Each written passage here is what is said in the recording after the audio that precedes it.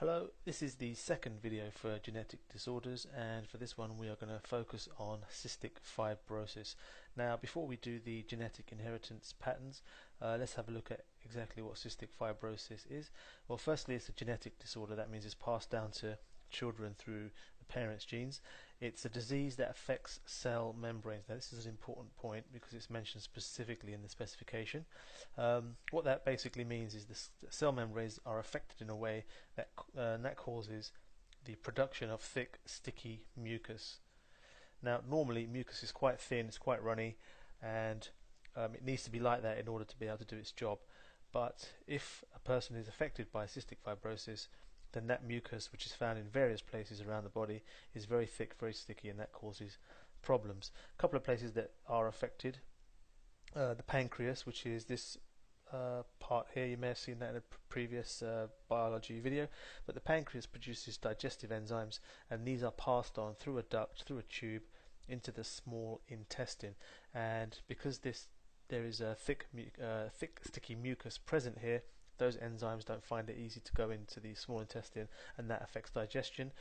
Also the lungs, there is mucus in the lining of the airways, there's mucus in the lining of the air sacs, and if this becomes thick and sticky, that causes a problem with oxygen being able to get into the blood. And also mucus in the upper airway means there's going to be bacteria that get trapped in there, and that can cause infections. So these are all symptoms of this disease, but what about the inheritance patterns? Well, the first thing you got to remember is that cystic fibrosis is caused by a recessive allele. And just to quickly revisit what we mean by allele, we've gone through this on a previous video, but the word allele is a version of a gene. So in this case, the gene which controls features is the cystic fibrosis gene, and the alleles are the versions of the gene, and it's either you have cystic fibrosis, or you're affected by it, or you're not. There is a mixture that can cause a person to be a carrier, but basically the alleles are affected and unaffected. Now, what are the possible alleles? Or what the possible combination of alleles? Well, a person can have, if we use the letter F, capital F, for unaffected,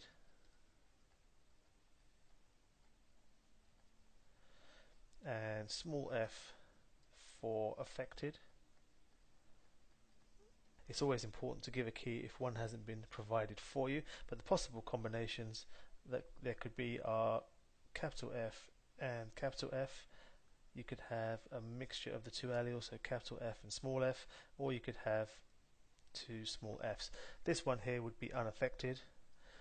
This one here, while this person wouldn't have cystic fibrosis, they would be called a carrier because they carry the allele that could cause it to appear in their offspring or their babies. And this one is affected.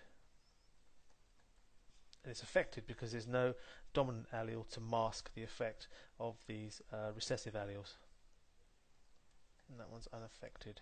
Right, so let's have a go at doing a genetic cross.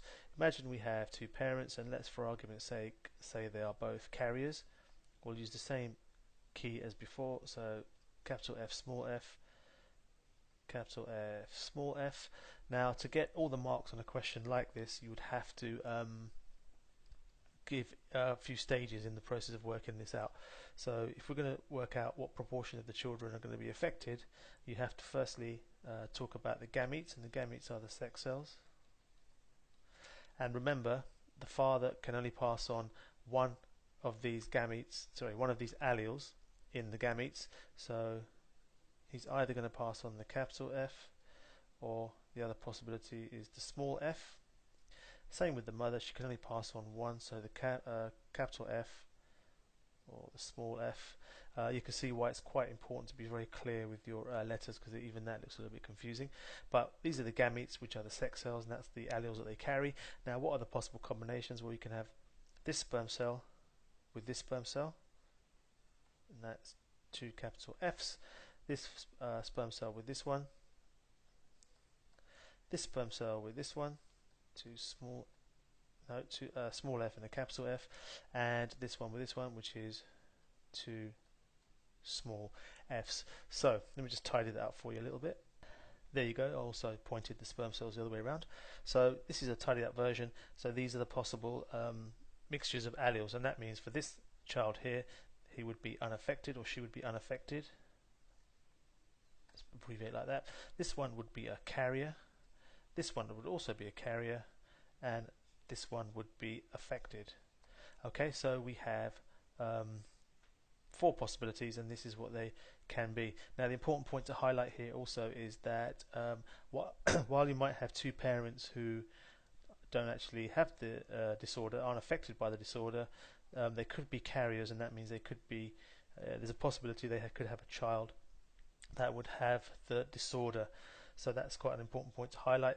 One other thing I want to just quickly mention as well is that this is not the only way you can do this this genetic cross. You can also use what we call a Punnett square, which we've done before once or twice.